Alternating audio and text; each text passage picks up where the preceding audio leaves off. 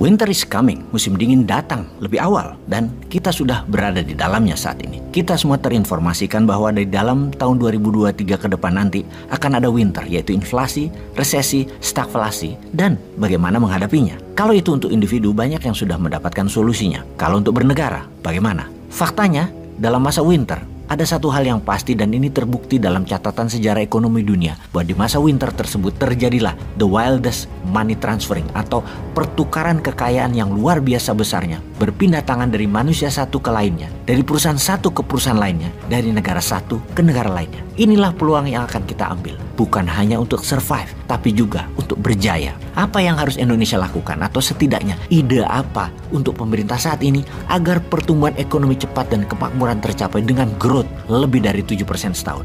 Angka 7% adalah angka yang dijanjikan di masa kampanye, yang hingga saat ini angka tersebut belum tercapai. Karena dalam 8 tahun pertumbuhannya seharusnya adalah 56% minimum kalau tercapai, atau bahkan bisa lebih. Kalau tiap tahun 7%, di tahun ke-8 itu bukan 56%, tetapi bisa sampai 70% dibanding GDP nasional Indonesia di tahun 2014 dulu. GDP nasional Indonesia di tahun 2014 adalah 890 billion dolar. Dan di tahun 2021, 1.186 billion dolar. Diperkirakan di tahun 2022, GDP nasional Indonesia adalah 1.250 billion dolar, naik 360 billion dolar atau naik 30% dalam 8 tahun, alias rata-rata per tahunnya 3,75%, hanya mencapai setengah dari janji kampanye.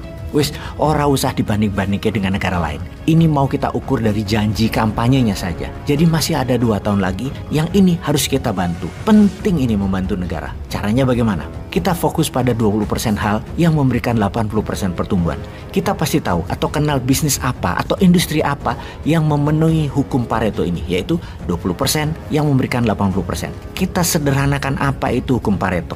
Dalam setiap bisnis angka 20-80 seperti angka ajaib yang belum pernah kita mengerti mengapa hal ini bisa terjadi. Namun itu kenyataannya, itu faktanya. Misalnya ada kakak beradik, 7 bersaudara. Pasti hanya satu orang yang paling luar biasa prestasinya atau jabatannya atau kedudukannya atau hartanya. Bahkan sama yang nomor 2 aja jauh, yang sisanya ya rata-rata saja. Di Indomaret misalnya, pasti ada produk yang menghasilkan 80% sales dan produk itu merupakan hanya 20% isi toko atau produk jualan. Di bank misalnya, 80% pendapatan bank tersebut didapat dari 20% kliennya saja. Kembali ke kekuatan ekonomi Nusantara. Kita petakan mana yang bisa menghasilkan 80% dari 20% produk. Untuk sementara jangan fokus dulu ke SDM, harus dicarikan lapangan kerja atau harus transfer teknologi. Pokoknya kata harus diabaikan dulu. Kita fokus yang 20% tadi. Fokus jangka pendek growth ekonomi naik. Itu didulukan karena waktu kita sempit. Hal ini kalau sahabat Newman membayangkan adalah kita mendapat posisi sebagai pengelola Bappenas, Badan Perencanaan Pembangunan Nasional, yang mendapat tugas di tahun 2045 nanti Indonesia harus menjadi negara nomor 1 GDP-nya tertinggi di dunia. Saat ini di tahun 2022 GDP negara tertinggi di dunia adalah Amerika dengan 25 triliun dolar atau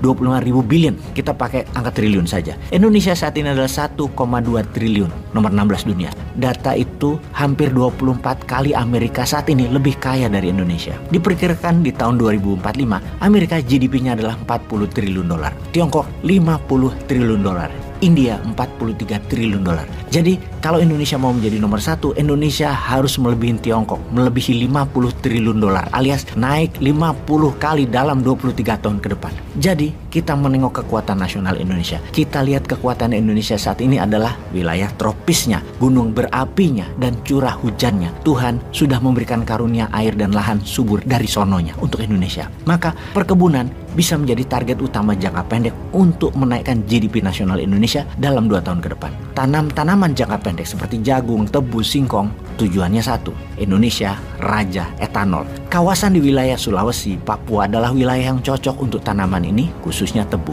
Gerakan sekarang membangun, tahun depan sudah panen. Tahun 2024 sudah jadi raja gula Indonesia. 5 tahun, 2029 Indonesia menjadi raja etanol. Ini bisa menjadi energi alternatif terbarukan untuk mengganti BBM, seperti di negara Brazil. Kuncinya memanfaatkan kekuatan sumber daya alam yang tidak dimiliki bangsa lain. Lalu grup-grup besar kelapa sawit harus mengelola oleochemicalnya di Indonesia. Tidak boleh lagi dibawa ke luar negeri.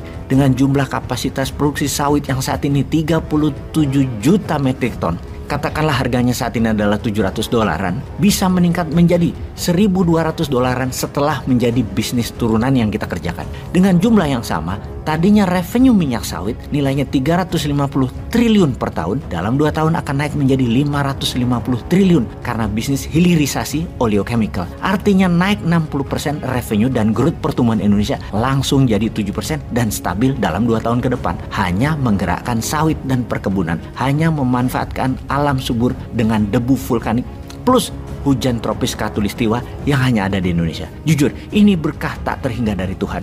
Grup besar ya seperti Sinarmas, Bakri, Astra Plantation harus bangun oleochemical plant atau pemerintah BUMN bangun dan mereka wajib jual ke BUMN oleochemical sebagai DMO, Domestic Market Obligation. Wajib mereka store ke pabrik oleochemical tersebut. Kita jadi pengendali etanol, kita jadi pengendali oleochemical, bukan sugar sar atau raja gula, raja sawit dan banyak lagi tanaman industri lainnya. Kita bangun hilirisasi atas sumber kekayaan alam di atas permukaan tanah tersebut. Kita berdaulat dan mengendalikan produk turunannya dari tanaman jangka pendek dan jangka menengah Nusantara. Ini penting buat bargain power antar negara di kemudian hari. Selain hilirisasi mineral. Jadi untuk Indonesia berdaulat 2045 dan menjadi negara nomor 1 GDP-nya. Kalau Tiongkok punya BRI atau Belt Road Initiative, Indonesia punya juga dong. Namanya Spice Mineral Road Initiative. Kendalikan produk hilir mineral dan rempah tanaman industri sebagai alat tawar dan alat tekan bernegara.